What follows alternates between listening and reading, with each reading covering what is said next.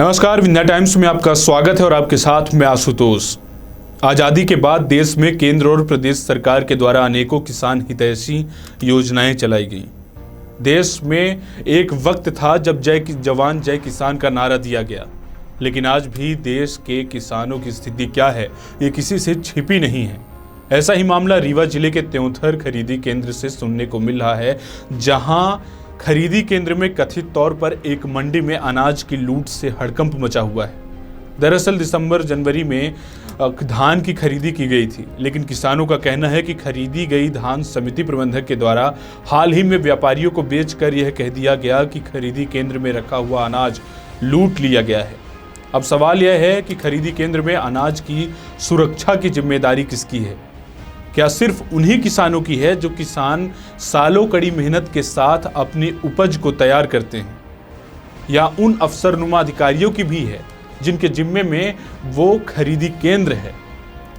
स्थानीय किसान समाजसेवी समिति प्रबंधक पर कई गंभीर आरोप लगा रहे हैं।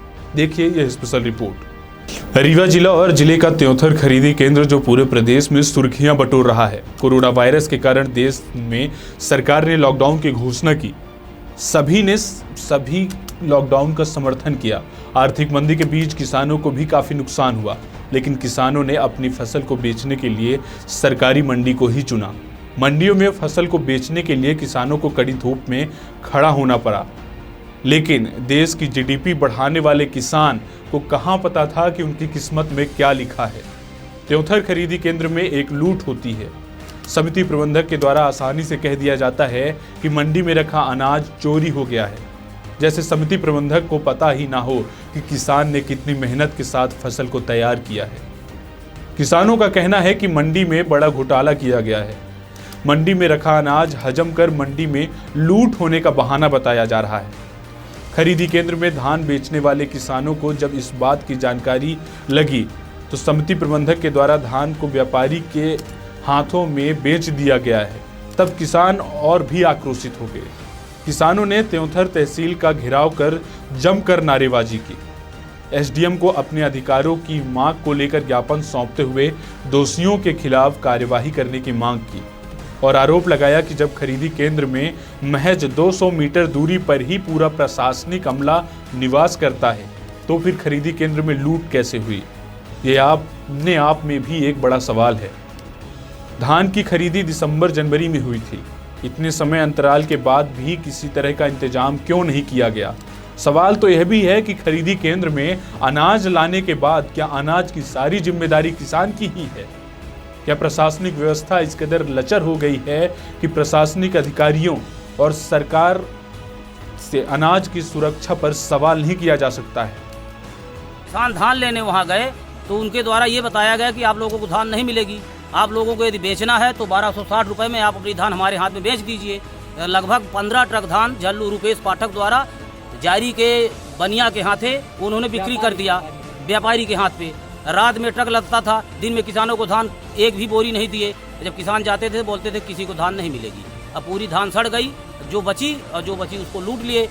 क्या आप लोगों के खाते में पैसे आ गए हैं? जो एक पैसा जब फीड ही नहीं हो, कंप्यूटर में फीड नहीं हुई तो कहाँ से पैसा आएगा?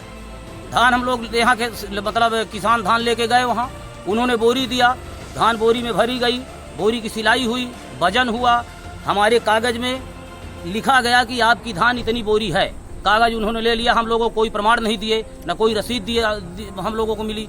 कागज उन्हीं के पास है, रजिस्टर उनके पास है। यदि उनका पूरा रिकॉर्ड जब्त किया जाए तो पूरा रिकॉर्ड उनके पास है, प्रशासन जब्त करे उनका रिकॉर्ड। इस पूरी आवाज जो घटना घटी आप लोगों के साथ, ये आवाज आप लोगों ने कहां पे उठाई और क्या-क्या? ये आवाज यहाँ कम से कम 4-6 दिन यहाँ धरना प्रदर्शन हुआ। एसडीएम साहब को ज्ञापन दिया गया, ऑनलाइन शिकायत हुई, कोई सुनने वाला नहीं है। आगे आप क्या चाहते हैं कि आपको किस तरह से न्याय मिले? हम लोग चाहते हैं कि जो हम लोग अपना खून पसीना लगा करके फसल तैयार करके समिति में लाए हैं वो हम लोगों का पैसा मिले या कि धान वापस मिले। तो सवाल ही नहीं पैदा होता कि किसी एक व्यक्ति के माध्यम से इतनी धान लूट ली जाती है। जी, ये लगभग कितने दिन से धान रखी थी और कितने कुंटल रही होंगी धान? ये पूरी लिस्ट हमें मिली है। इसमें सैकड़ों जो किसान हैं जिनकी धान यहाँ पे कुछ की खरीदी गई थी, कुछ की खरीदी भी नहीं गई थी, क्योंकि इसमें बहुत सारी राजनीति हुई। जब कांग्रेस पार्टी थी उस समय भाजपा वालों ने इसमें काफ़ी धरना प्रदर्शन किया और उसमें कोई कार्यवाही नहीं हुई, पता नहीं क्या मुद्दा था। फिर बाद में कांग्रेस की सरकार चली गई, अब भाजपा की सरकार है, तो वही सारे नेता विधायक, वही सारे सांसद लोग जो उस समय धरना प्रदर्शन कर रहे थे अब आज शांत हो गए हैं। तो हम इसमें कोई राजनीति में नहीं जाना चाहते, लेकिन हम ये जानना चाहते हैं कि आखिर इन राजनीतिक दलों की मंशा क्या है। ये बस पूरे घटनाक्रम के दौरान कोई प्रशासनिक अधिकारी मौके पर पहुंचे थे? नहीं, कोई प्रशासनिक अधिकारी अभी तक हमें लगता है कि वहाँ पे कोई जांच करने भी नहीं गया, क्योंकि एसडीएम साहब एमपी बरार जी से अभी बात हुई है। हम लोग ज्ञापन यहाँ पे किसान यूनियन के माध्यम से देने आए थे, तो हमने ये देखा, उनसे बात की, उन्होंने स्वयं जांच करवाने के लिए आश्वासन तो दिया है, लेकिन अभी तक हमें लगता है आगे आप क्या करेंगे, क्योंकि आप जी बिल्कुल आपने सही प्रश्न किया है। एक समाज सेवी होने के नाते, किसानों के अधिकार, आम व्यक्ति के अधिकार के लिए लड़ने के नाते हम इसमें प्रयास ये करेंगे कि जो भी इसमें पॉसिबल है सब किया जाए और शासन सत्ता को इसमें बताया जाए, शासन प्रशासन को साथ में। इसमें हम RTI लगाने की सोच रहे हैं, क्योंकि यह संविधान के अनुच्छेद 21 का सीधा उल्लंघन है, जिसमें राइट टू लाइफ होता है, जीवन जीने का अधिकार। और हम ये चाहते हैं कि इसमें एक RTI लगाई जाए, जिसमें 48 आवर के अंतर्गत ये जानकारी चाहिए जाए कि आखिर आपने किसानों का अन्न यहाँ पे रख के सड़ा दिया, उनको पैसे नहीं दिए, उनको भूखों मार डाला आपने, तो उनके जीवन के लिए आप क्या कर रहे हैं। ऐसी कितने क्विंटल धान है इस खरीदी केंद्र में जो किसानों की कंप्यूटर में फीडिंग नहीं हो पाई थी और भुगतान नहीं हुआ? इसमें पूरा लिस्ट मिली है, बताया जा रहा है लगभग 42,000 क्विंटल के आसपास। वो अपन उसको स्टडी कर रहे हैं और उसको देखना पड़ेगा, क्योंकि वो जो लिस्ट है वो प्रमाणित अभी लिस्ट भी नहीं है, तो इसलिए अपन उसमें कुछ नहीं कह सकते, लेकिन लगभग 42,000 क्विंटल के आसपास बताई जा रही है। ठीक है, धन्यवाद। समिति प्रबंधक का क्या नाम था और कौन सा खरीदी था? ये जो वाकया हुआ है इसके संबंध में एक समिति बना के और उसमें किसकी गलती है, कैसे हुआ, उसको मैं प्रस्तावित करके कलेक्टर को लिखूंगा। तो उसमें सभी विभाग के रहेंगे, कम से कम 5 विभाग। इसका मैं प्रस्तावित करके और कलेक्टर साहब को लिखूंगा। सर, किसानों को धान लौटाने के पूर्व क्या समिति प्रबंधक ने आपको कोई सूचना? नहीं, मेरे पास में कोई सूचना मनमर्जी धान वापस इस संबंध में मेरे पास में कोई ऐसी सूचना। सर, पूरा प्रशासनिक अमला यहाँ पे नजदीकी जहाँ पे धान के बनाया गया था वहाँ पे होने के बाद भी ये इतनी बड़ी घटना, इसमें मैं कोई कमेंट नहीं करना चाहता। आपका जो ज्ञापन है, ज्ञापन मैंने बराबर भेजे, इसको भी भेजूंगा और सीधा प्रस्तावित भी करूँगा क्या करना। सर, आपका नाम? किसानों की बेबसी की कहानी आज से नहीं बल्कि प्रदेश में कई दशकों से सुर्खियों में रही है।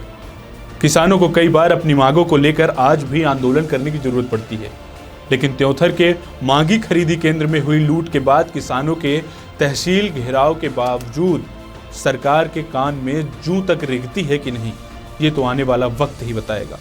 ऐसे ही तमाम खबरों के लिए आप बने रहिए इंडिया टाइम्स के साथ। बहुत बहुत धन्यवाद।